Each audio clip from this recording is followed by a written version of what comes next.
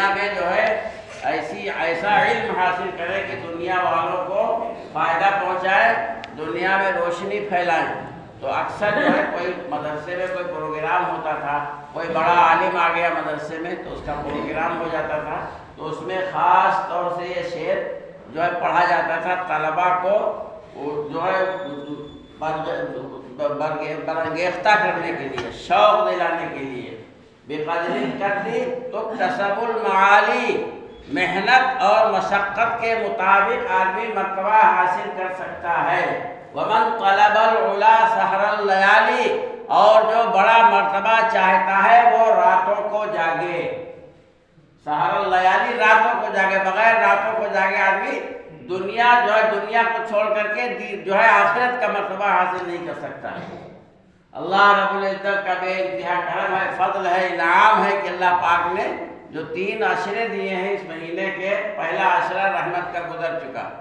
دوسرا عشرہ مغفرت کا چل رہا ہے۔ یہ مطلب عشرے کا مطلب یہ ہے، یہ تینوں چیزیں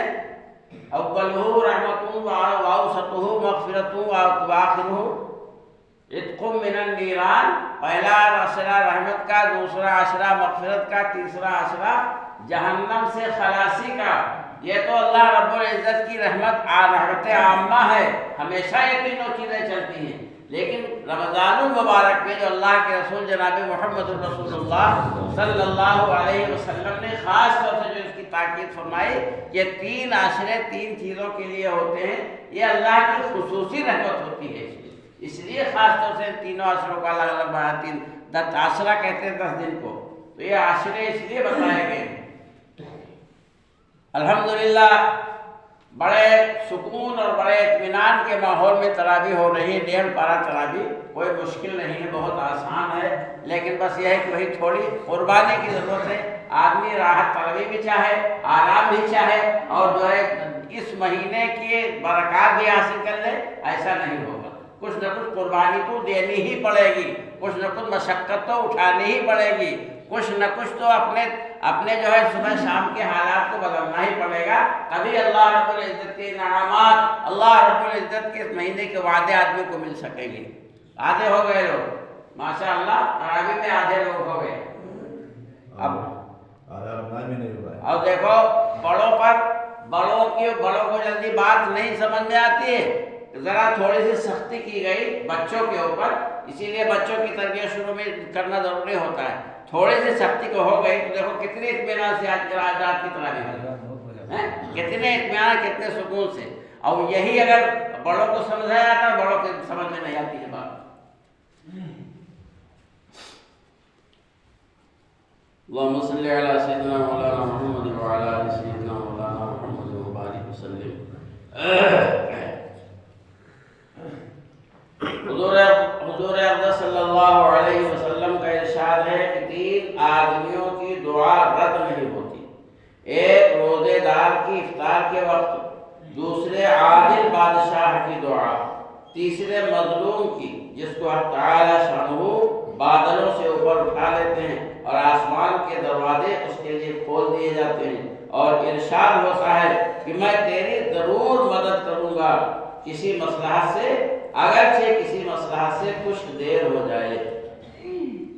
در منصور میں حضرت عائشہ رضی اللہ تعالیٰ عنہ سے نقل کیا ہے، جب رمضان آتا تھا تو حضرت نبی کریم صلی اللہ علیہ وسلم کا رنگ بدل جاتا تھا اور نماز میں اضافہ ہو جاتا تھا اور دعا میں بہت عاجزی فرماتے تھے اور خوف غالب ہو جاتا تھا۔ دوسری روایت میں فرماتی ہے کہ رمضان کے ختم تک بستر پر تشریف نہیں لاتے تھے۔ ایک روایت میں ہے کہ حق تعالی شانہ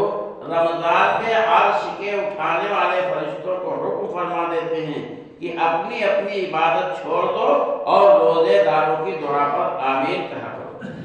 بہت سی روایات سے رمضان کی دعا کا خصوصیت سے قبول ہونا معلوم ہوتا ہے، اور یہ بے تردد بات ہے کہ جب اللہ کا وعدہ ہے اور سچے رسول صلی اللہ علیہ وسلم کا نقل کیا ہوا ہے تو اس کے پورا ہونے میں کچھ تردد نہیں۔ لیکن اس کے بعد بھی بعض لوگ کسی غرض کے لیے دعا کرتے ہیں مگر وہ کام نہیں ہوتا، تو اسے یہ نہیں سمجھ لینا چاہیے کہ وہ دعا قبول نہیں ہوئی، بلکہ دعا کے قبول ہونے کے معنی سمجھ لینا چاہیے۔ حضرت نبی کریم صلی اللہ علیہ وسلم کا ارشاد ہے کہ جب مسلمان دعا کرتا ہے بشرطے کی قطع رحمی یا کسی گناہ کی دعا نہ کرے تو حق تعالی شانہ کے یہاں سے 3 چیزوں میں سے ایک چیز ضرور ملتی ہے۔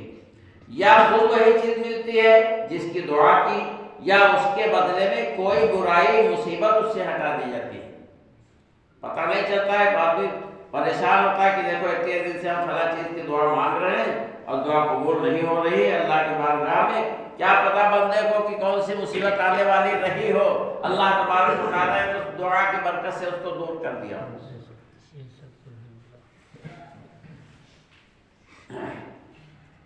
ایک چیز جو ملتی ہے یا خود وہی چیز ملتی ہے جس کی دعا کی، یا اس کے بدلے میں کوئی برائی مصیبت اس سے ہٹا دی جاتی ہے، یا آخرت میں اسی قدر ثواب اس کے حصے میں لگا دیا جاتا ہے۔ ایک حدیث میں آیا ہے کہ قیامت کے دن حق تعالی شانہ بندے کو بلا کر ارشاد فرمائیں گے، اے میرے بندے، میں نے تجھے دعا کرنے کا حکم دیا تھا اور اس کے قبول کرنے کا وعدہ کیا تھا، تو نے مجھ سے دعا مانگی تھی، وہ عرض کرے گا کہ مانگی تھی، اس پر ارشاد ہوگا کہ تو نے کوئی دعا ایسی نہیں کی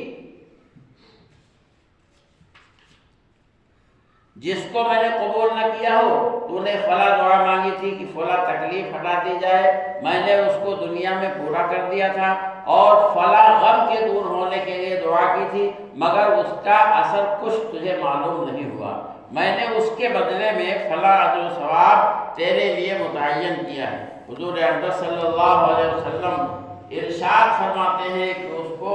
ہر دعا یاد کرائی جائے گی اور اس کا دنیا میں پورا ہونا یا آخرت میں اس کا عوض بتلایا جائے گا۔ اس اجر و ثواب کی کثرت کو دیکھ کر وہ بندہ اس بات کی تمنا کرے گا کہ کاش دنیا میں اس کی کوئی بھی دعا پوری نہ ہوئی ہوتی کہ یہاں اس کا اس قدر اجر ملتا۔ غرض دعا نہایت اہم چیز ہے، اس کی طرف سے غفلت بڑے سخت نقصان اور خسارے کی بات ہے، اور ظاہر میں اگر قبول کے آثار نہ دیکھیں تو بددل نہیں ہونا چاہیے۔ اس رسالے کے ختم پر جو لمبی حدیث آ رہی ہے اس سے یہ بھی معلوم ہوتا ہے کہ اس میں بھی حق تعالی شانہ بندہ ہی کی مصلحتوں پر نظر فرماتے ہیں، اگر اس کے لیے اس چیز کا عطا فرمانا مصلحت ہوتا ہے تو مرحمت فرماتے ہیں، ورنہ نہیں۔ یہ بھی اللہ کا بڑا احسان ہے کہ ہم لوگ بسا اوقات اپنی نادانی سے ایسی چیز مانگتے ہیں جو ہمارے مناسب نہیں ہوتی۔